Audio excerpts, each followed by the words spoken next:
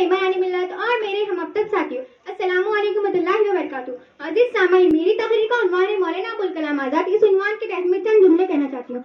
अजीज सामाईन, मौलाना अबुल कलाम आजाद 11 नवंबर सन 1880 को मक्के में पैदा हुए। इनके वालिद अपने ही जमाने के आलिम थे और मशहूर वाइज थे। मौलाना अबुल कलाम आजाद की परवरिश ऐसे खानदान में हुई जो मजहबी मिराज रखते थे। इन्हें बचपन से ही मुताल्ले का शौक था, लेकिन इनके वालिद को ये बात पसंद नहीं थी कि वो अपनी कोर्स की किताबों के अलावा इधर उधर की किताबें पढ़े और अपना वक्त खराब करे।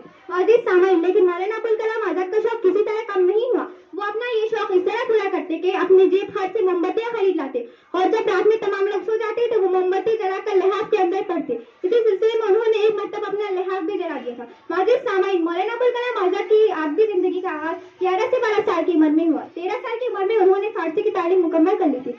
इनका हाफिज़ बलागत है। भारत की आज़ादी की जद्दोजहद में मौलाना की खिदमत नाकाबिल फरामोश है। वो आज़ादी की तहरीक के मुजाहिद थे। आज़ादी के बाद वो पहले वज़ीर तालीम बने। वो तालीम से समाज में तब्दीली लाना चाहते थे। मौलाना अबुल कलाम आजाद ने कई किताबें लिखी। उन्होंने 13 जुलाई सन 1912 को एक अखबार अल-हाल जारी किया और 35 साल की उम्र में वो इंडियन नेशनल कांग्रेस के सदर बने। आपकी तालीम में खिदमत को देखकर हुकूमत ने इनकी तारीफ पैदाइश को कौमी तालीम के तौर पर मनाने का हुक्म दिया। इतना कहकर मैं अपनी तहरीर एक शेफाहम करना चाहती हूँ। नई सुबह चाहते हैं, नई शाम चाहते हैं, नई सुबह चाहते हैं, नई शाम चाहते हैं। ये वो रोज शब बदल दे, वो निजाम चाहते हैं। अल्लाह हाफिज।